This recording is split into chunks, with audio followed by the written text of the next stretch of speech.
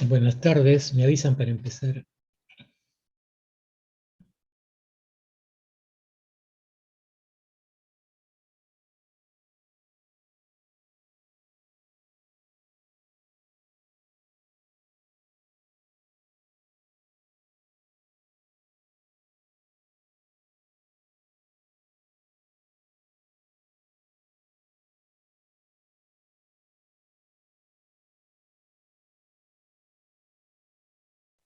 Muy buenas tardes, doctor. Un par de minutitos y podemos iniciar, doctor. ¿Cuánto? 2 minutitos, doctor. Ya, 2 minutos empezamos.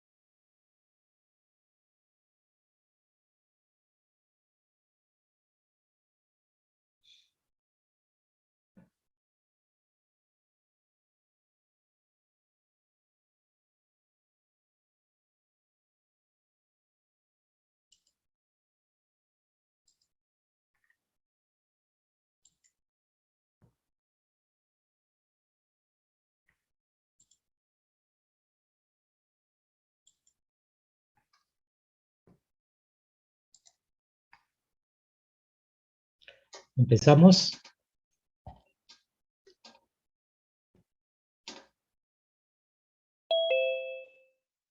Sí, doctor, muchas gracias. Ya. Bueno, buenas tardes, estimados estudiantes. Siguiendo con las teorías, el día de hoy vamos a ver problemas ya tendinosos. Hemos revisado en teorías anteriores fracturas, luxaciones, pero el día de hoy vamos a ver algo diferente, vamos a ver lesiones tendinosas. Y muchas veces uno tiene algunos conceptos que muchas veces es bueno clarificar. Por ejemplo, qué cosa es una tendinitis, qué cosa es una tendinosis y también qué cosa es una tenosinovitis. Para clarificar un poco podemos ver esta imagen. Acá tenemos un músculo y el músculo está insertado en el hueso a través de su tendón.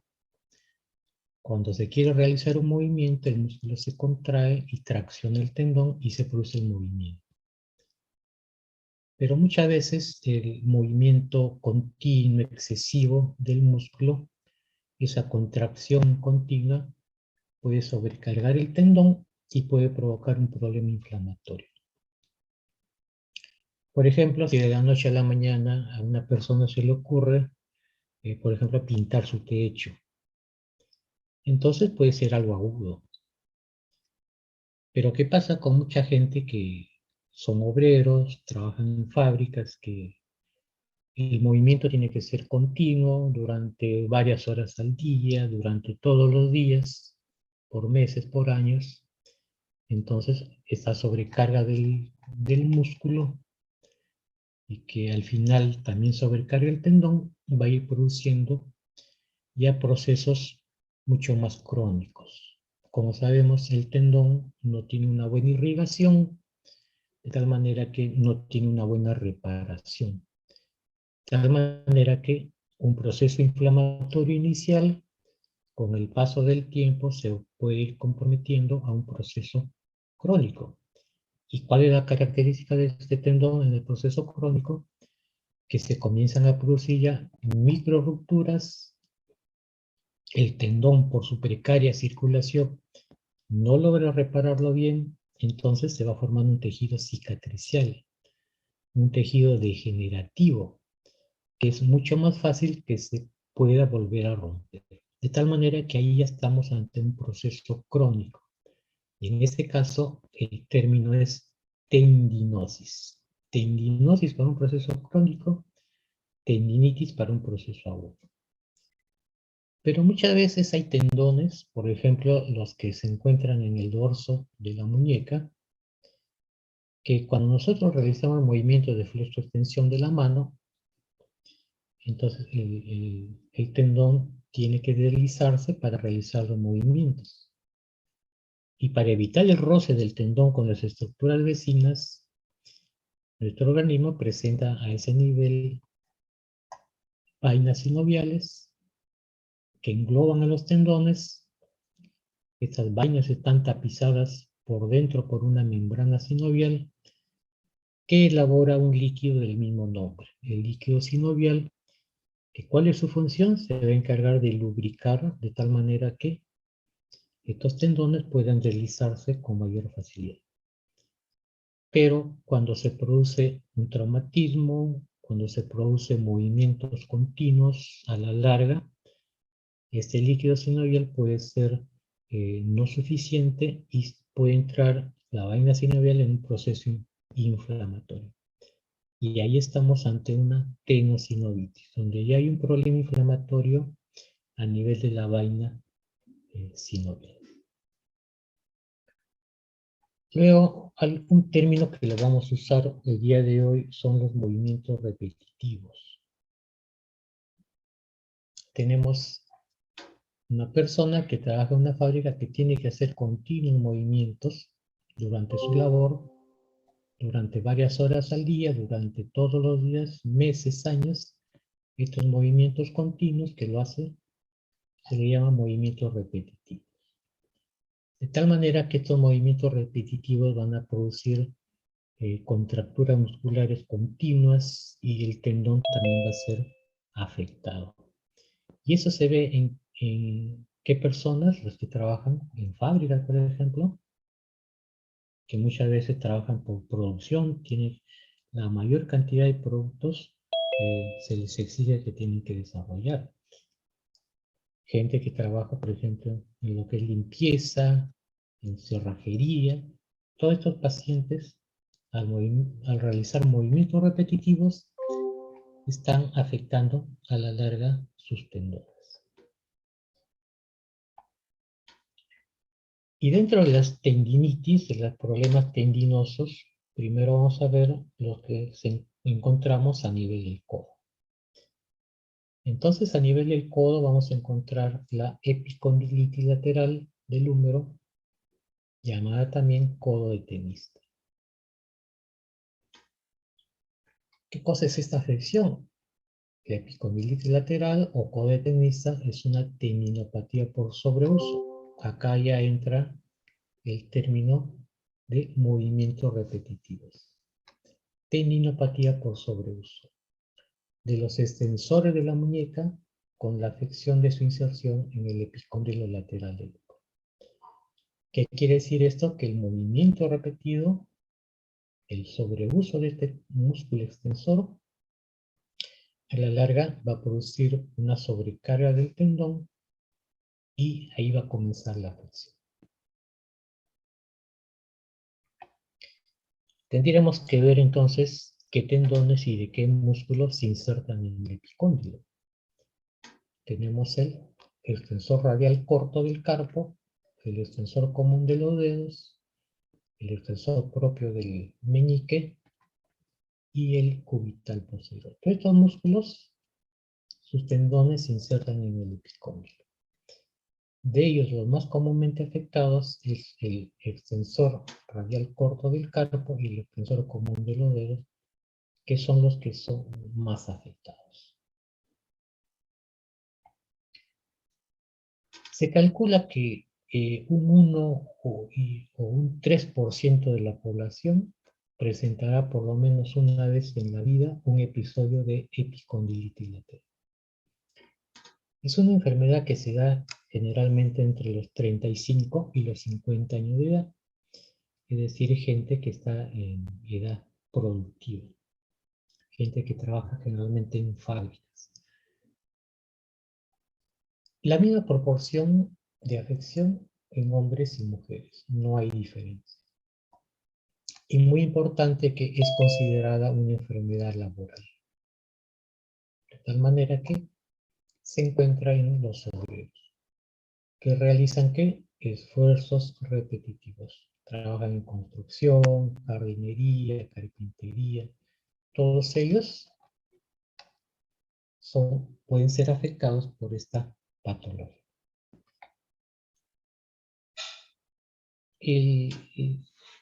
La epicondilitis lateral o codo de tenista apareció hace muchos años y primero se veía en jugadores que desarrollaban el deporte del tenis. Entonces se veía que el golpe de revés, como ven acá, nos daba la característica de cómo que se ha producido esta patología. Si nosotros observamos, tenemos la muñeca, los dedos en flexión palmar, coge la raqueta y en estas circunstancias el músculo está tenso, llega la pelota de tenis y va a propinar un golpe de revés. Al hacer esto, la muñeca y la mano se van a una flexión dorsal, a una extensión brusca, de tal manera que el músculo, los extensores, van a producir una contractura violenta y si esto se hace continuamente, va a ser afectado el tendón que va a estar unido, insertado en el epicóndilo.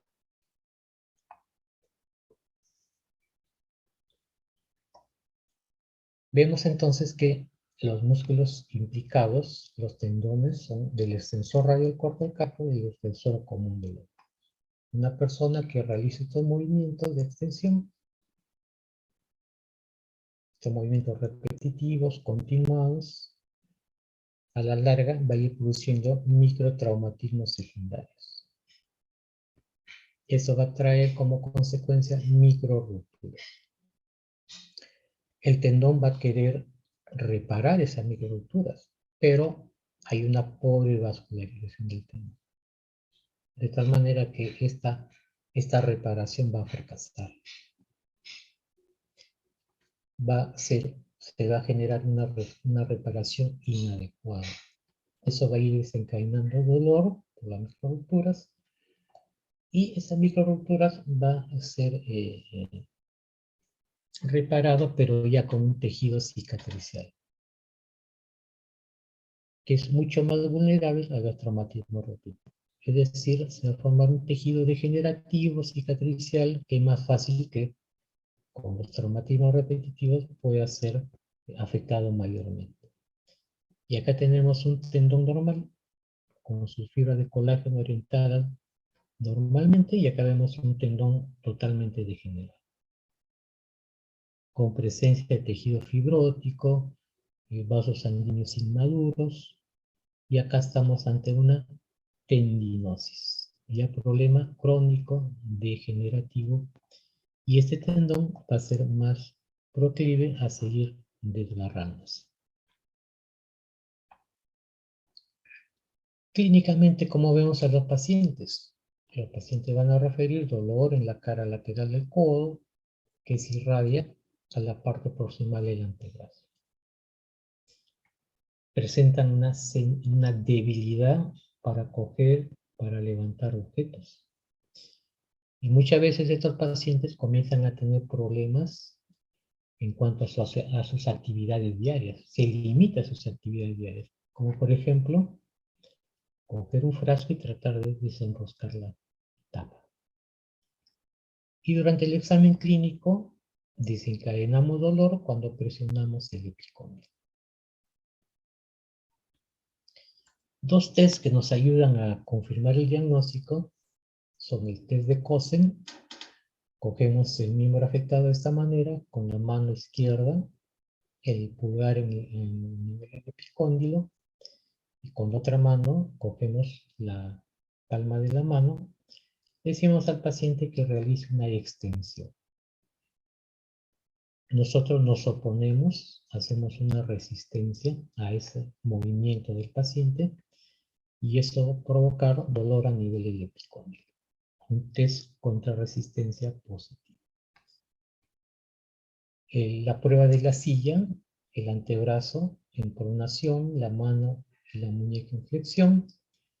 Le decimos al paciente que coge el respaldar de la silla, lo decimos que lo eleve y va a presentar dolor. No lo va a poder hacer. Dolor a nivel del epicóndilo. Luego que tenemos la presunción diagnóstica de una epicondilitis lateral, de un codo de tenista, tenemos que solicitar nuestros exámenes de ayuda diagnóstica. Una radiografía, si bien es cierto, no podemos observar el tendón, pero nos va a permitir observar ciertos signos indirectos, como por ejemplo calcificaciones. En los tendones degenerativos se produce una formación de formaciones cálcicas. También la radiografía nos va a permitir hacer un diagnóstico diferencial, observar si hay alguna lesión que también pueda provocar dolor en esta zona lateral.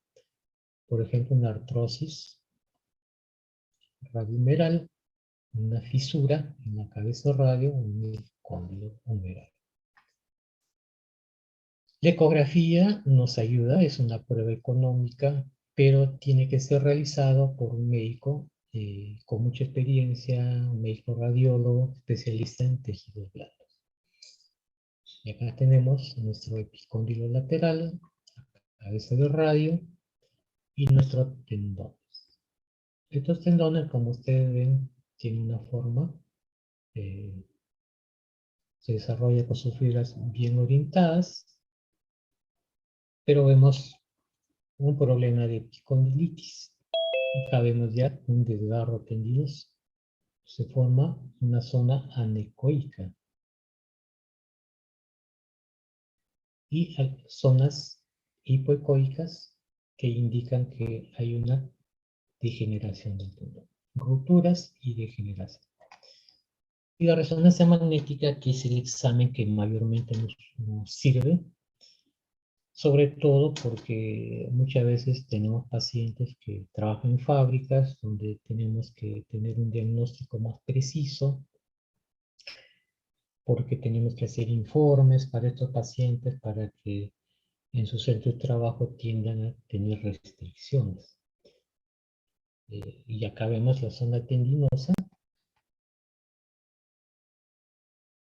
y vemos cómo se ha desgarrado el tendón por la presencia de fluido, que indica que el tendón se ha desgarrado.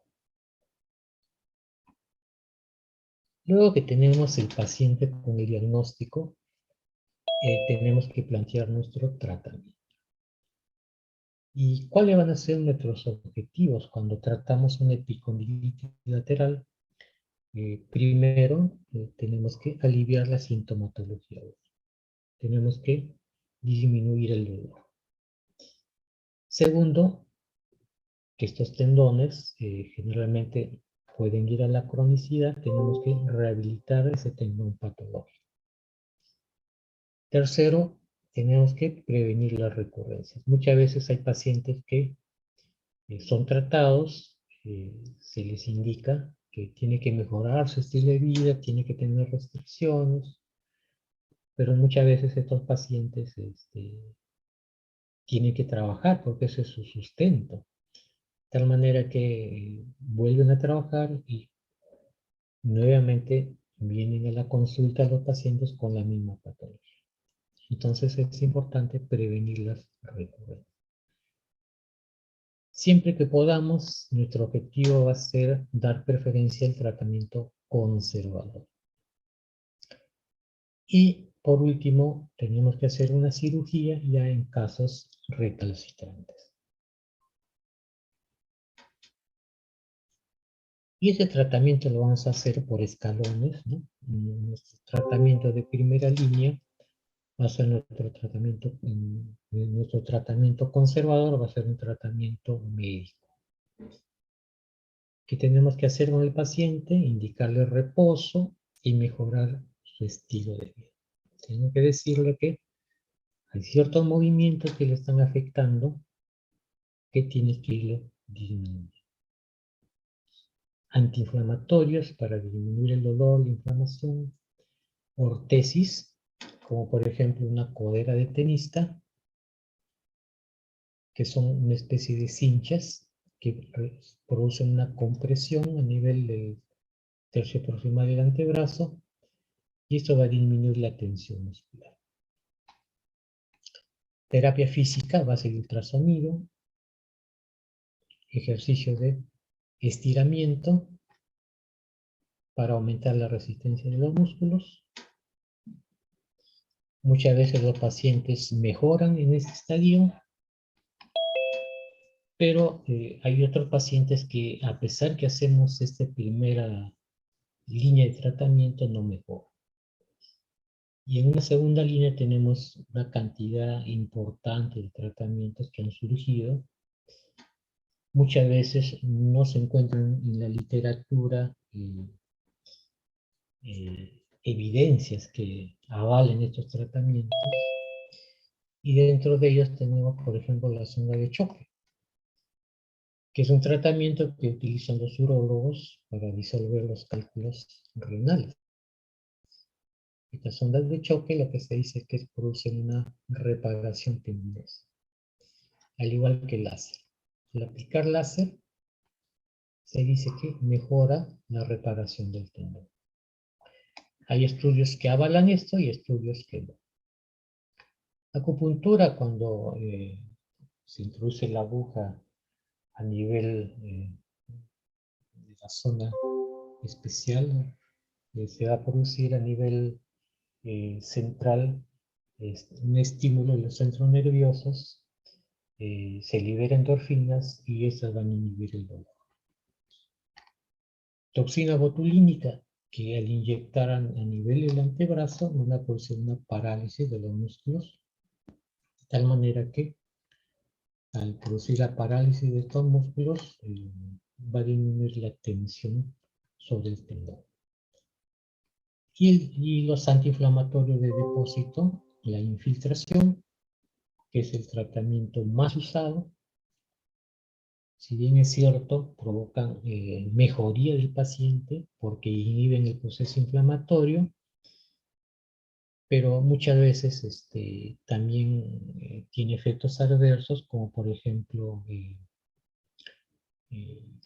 corticoides. Lo que hace a nivel local es, si bien es cierto, inhibe el proceso inflamatorio, pero también inhibe la producción de colágeno, de tenocitos, de tal manera que la reparación del tendón no es buena y a la larga puede producir desgarro del tendón cuando se realizan movimientos bruscos.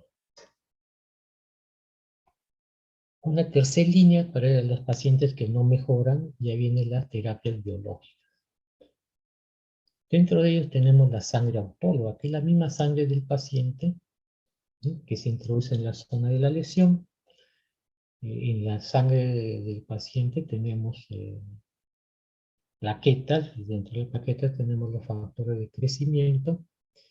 Estos factores de crecimiento lo que van a hacer es que las células van a comenzar a diferenciar en células de la vecindad como tenocitos, de tal manera que la reparación va a mejorar. Al ver esto, surgió lo que es el plasma rico en plaquetas, y ya la sangre autóloga del paciente se centrifuga y una parte del plasma es la parte que es rica en plaquetas, y esta parte del plasma es la que se inyecta al paciente, de tal manera que el tratamiento va a ser más preciso. Y también tenemos las células madre, que son células que se encuentran en los cordones umbilicales.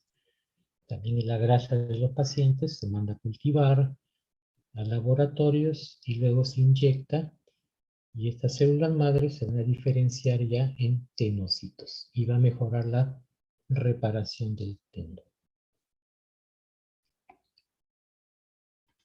Si no mejoran los pacientes con estos tratamientos, queda por último la cirugía.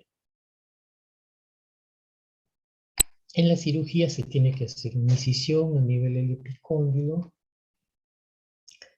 se apertura, se aborda, se llega a la zona afectada y se comienza a extirpar todo este tejido degenerativo.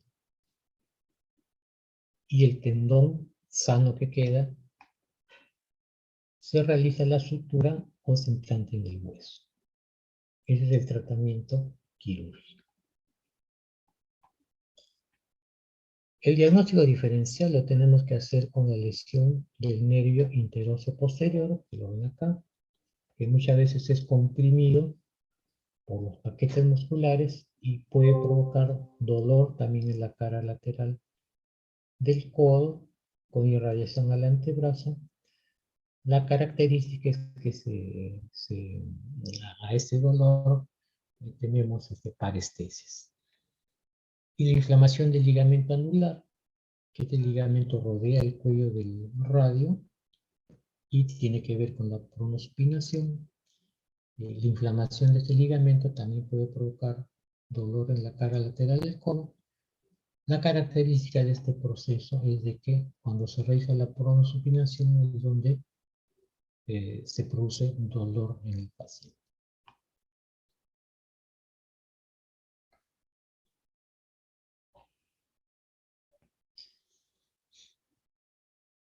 Y así como tenemos una epicondilitis lateral del codo de tenista, tenemos también una patología en la parte interna, que es la epicondilitis medial.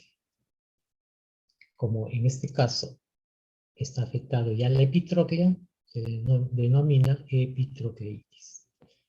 Y en este caso, como era una patología que afectaba mucho a los jugadores de golf, se denominaba codo de golfista. Y en este caso, la zona tendinosa, el grupo muscular afectado va a ser el flexor pronador. ¿Qué músculos y qué tendones se insertan en la epitróclea?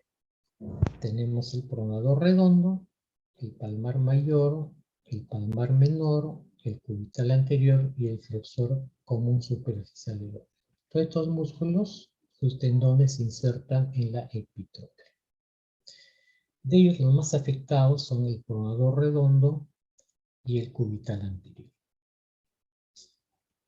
Esa patología ocurre entre la cuarta a sexta década de la vida, año de mayor trabajo. También afecta por igual hombres y mujeres. Eso sí, la epitrocleitis es 4 a 7 veces menos frecuente que la epicondilitis lateral. Y la mayoría de los casos aparecen en pacientes adultos en relación con trabajos manuales repetitivos. Es decir, también es una enfermedad de tipo ocupacional, laboral. Y afecta a la extremidad dominante, porque es la que más trabaja. En este caso vamos a tener personas que realizan la pronación del antebrazo y la flexión de la mano y la muñeca. Por ejemplo, este obrero de construcción que tiene que apiñar ladrillos durante varias horas del día, durante varios días, durante meses y años. El jugador de béisbol que al realizar arrojar la pelota bruscamente, también la mano se va a hacer una flexión y pronación del antebrazo. Esta carga repetitiva de estos músculos, con flexión de la muñeca y pronación del antebrazo, van a ir produciendo con el tiempo un trauma repetitivo de los tendones. Se va a formar una inflamación a nivel del tendón y se va a ir va comenzando a reemplazar el tejido del tendón por un tejido fibroblástico y vascular interno. Es decir, un tejido cicatricial degenerativo, al igual que la epicondilitis. Y ese tejido que es de mala calidad va a progresar a microrupturas y eso va a producir una gran degeneración. Clínicamente, los pacientes aquejan dolor a nivel de la zona anterior del epicóndilo medial, es decir, la epitróclea. En este caso, podemos hacer un test contra resistencia. Le decimos al paciente que mantenga el antebrazo en supinación, la mano y la muñeca en flexión dorsal, y le decimos que realice una flexión palmar y una pronación del antebrazo. Y nos oponemos a este movimiento del paciente. Y esto va a provocar dolor a nivel del epitrócleo. Test positivo. Y estos pacientes también, al igual que la epicondilitis, comienzan a tener pérdida de la fuerza prensil. No pueden coger objetos. Inclusive muchas veces comienzan a tener una limitación de los movimientos del cuerpo. Y los pacientes con epitrocleitis, un 50% se asocian con una neuritis cubital. Es decir, el nervio cubital que pasa por la epitróclea muchas veces es comprimido, es atrapado. El 50% de pacientes con epitrocleitis tienen esta afección. En el examen, o mejor dicho, en nuestros exámenes de ayuda diagnóstica, en la radiografía, podemos ver calcificaciones o a veces vemos exostosis. Nos sirve para descartar alguna lesión a nivel de epitróclea.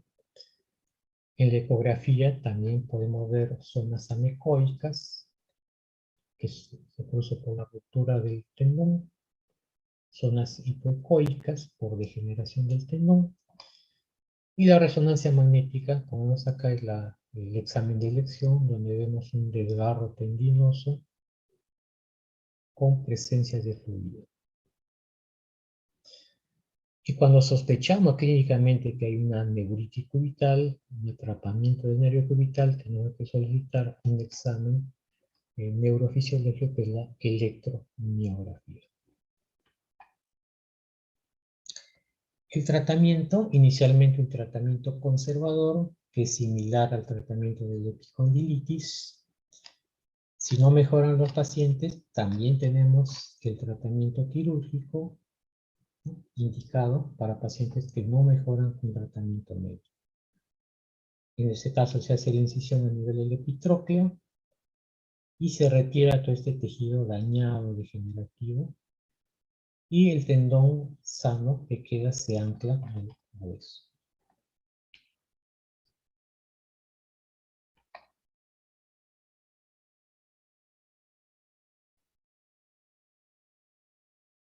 Otra patología que tenemos es la tenosinovitis de Becker-Bahía.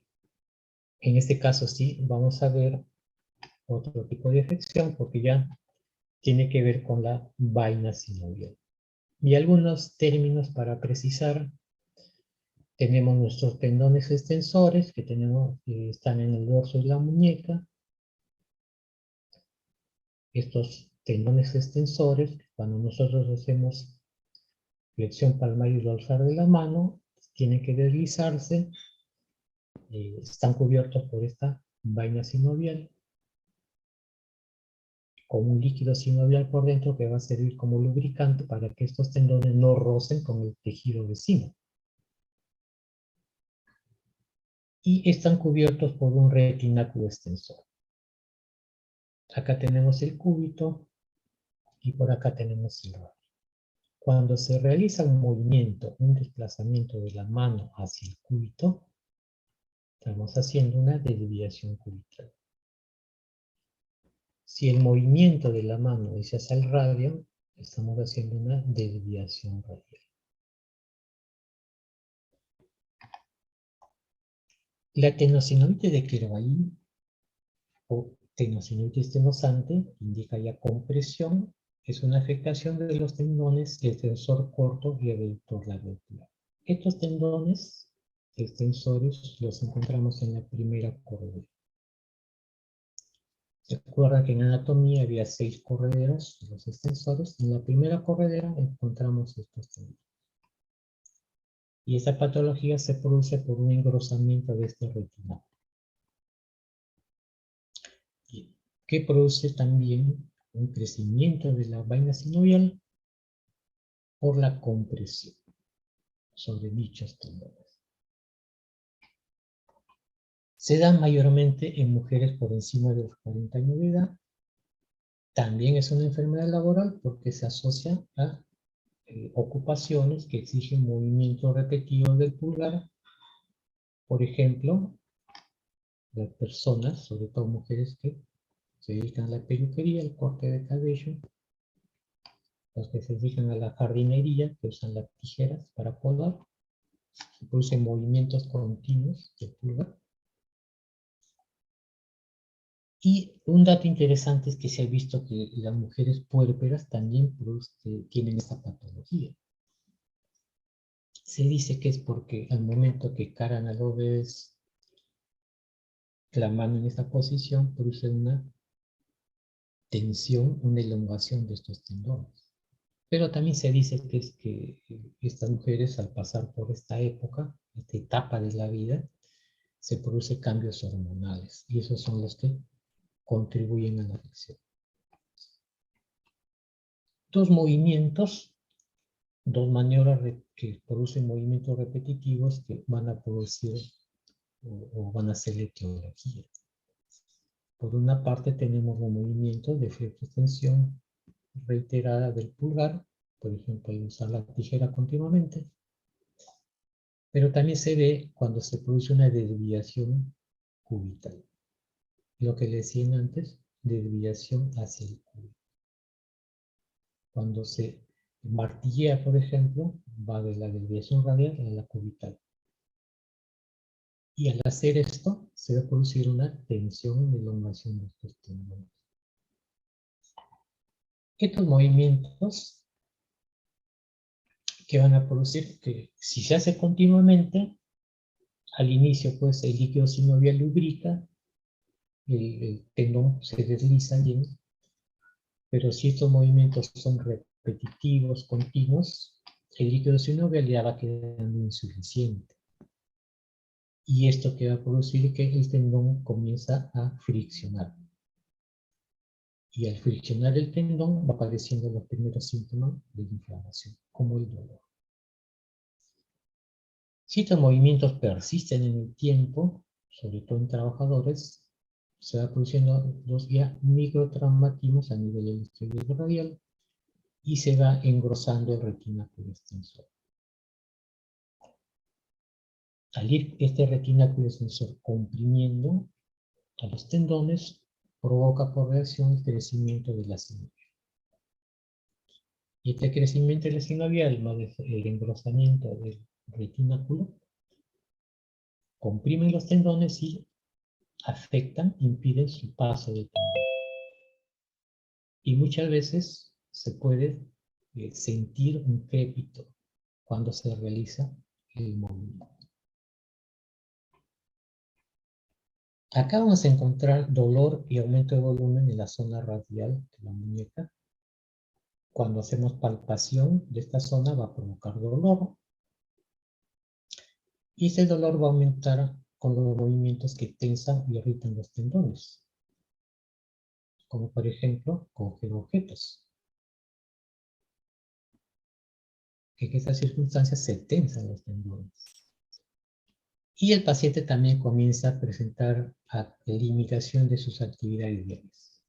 Por ejemplo, verter agua a un vaso con una jarra.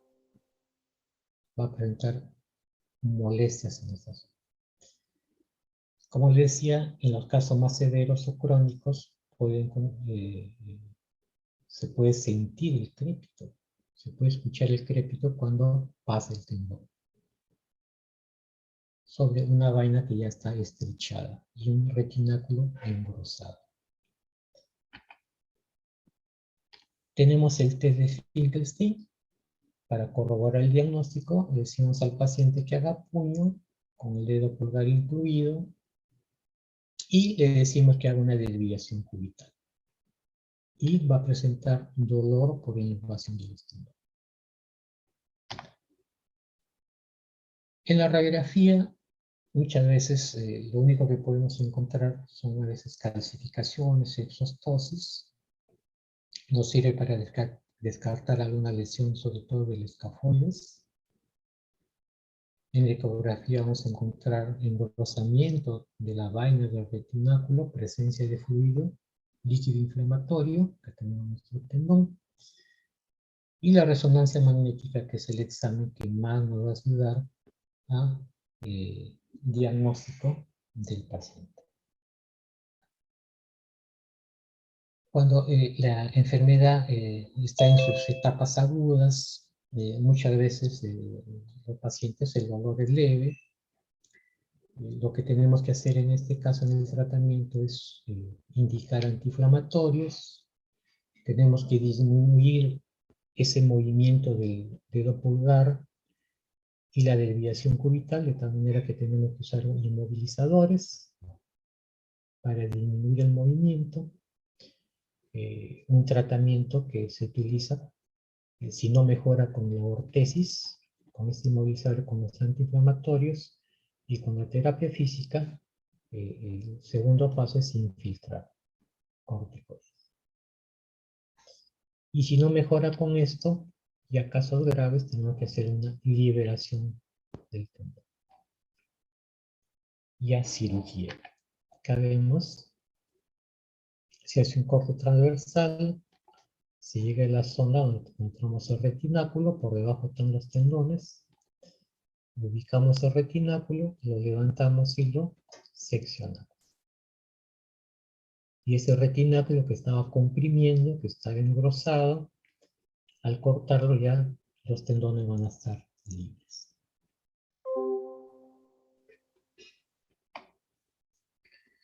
Y por último tenemos otra patología tendinosa, otra patología estenosante, que es el dedo en gatillo o dedo en resorte, que probablemente muchos de ustedes, algún familiar lo ha tenido. Y esta patología, denominada dedo en resorte o dedo en gatillo o tendinocinovitis estenosante digital, es un bloqueo o atrapamiento de los tendones flexores a nivel de la polea 1 que se encuentra a nivel de la cabeza del metacarpio. Y la función de esta polea es contener a los tendones cuando se realiza la flexoextensión. De tal manera que cuando se produce esta patología, el dedo va a quedar bloqueado, ¿no? Porque el tendón va a quedar también atascado a nivel de la polea. Acá vemos la fisiopatología. Estas son nuestras poleas. Son como túneles, como ustedes ven. Su función es contener al tendón que viene por dentro. Y esta es la polea A1 a nivel de la cabeza del metacarpio. Una teoría es que cuando se carga bolsas con mucho peso continuamente, esta flexión de los dedos, esta flexión forzada por el dedo, origina una carga angular en la polea A1 en la parte distal. Se va produciendo una compresión. A la larga se va produciendo una metaplasia, o sea, formación de tejido fibrocartilaginoso a nivel de la polea, a veces también a nivel de tendón, es decir, hay proliferación de condrocitos, se va hipertrofiando la polea y muchas veces el tendón por reacción se forma como un nódulo. De tal manera que cuando tenemos el dedo en extensión, este nódulo está en la parte distal de la polea. Cuando realizamos la flexión del dedo, la polea cruza, mejor dicho, el nódulo cruza la polea y se ubica en esta zona. Y como como es como un nódulo, debemos extender este nódulo y esta polea que está engrosada, va a haber un conflicto y no va a poder pasar el tendón. Al inicio pasa con un chasquido y a veces etapas crónicas queda.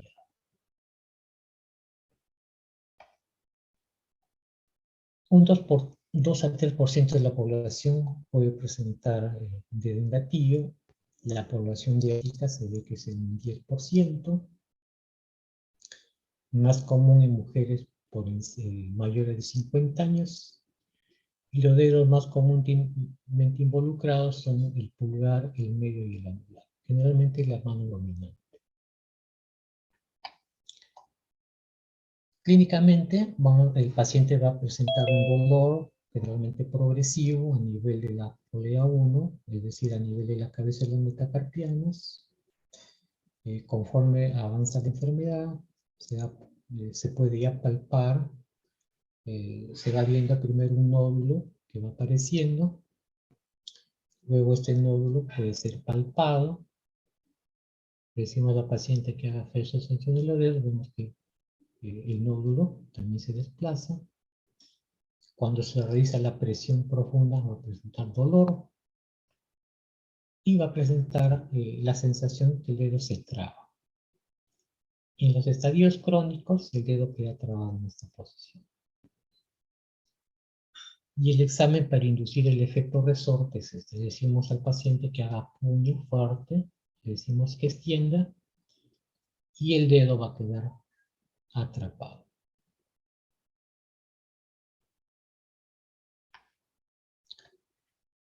El tratamiento con antiinflamatorios, muchas veces las terapias físicas no ayudan mucho. Lo que más ayuda para esta patología son las infiltraciones. Ponemos acá. Hay pacientes que con una infiltración mejoran, no vuelven a presentar esta patología. Hay otros pacientes que se infiltran, mejoran y a los 6-7 meses vuelven a regresar con la misma patología. En los casos que son severos, se indica un tratamiento quirúrgico. Se tiene que hacer la liberación percutánea. ¿Qué tenemos que cortar? La polea para que no produzca la constricción del tendón. Hay una técnica con infiltración de silocaína y con una aguja se hace movimiento de vaivén para tratar de cortar la polea. Pero muchas veces este es un tratamiento a ciegas, muchas veces puede traer efectos adversos. De tal manera que lo ideal es una liberación abierta, como es acá. Acá vamos a hacer una incisión transversal. No hacemos una incisión longitudinal porque puede producir una cuerda, una cicatriz, una cuerda. Hacemos la incisión, abordamos, llegamos a la zona de la polea, levantamos la polea y la seccionamos con los de bisturí. Una vez que secciona la polea, levantamos los tendones, y vemos que ya se ha liberado el tendón. Bueno, esta es una clase corta, si tuvieran alguna pregunta.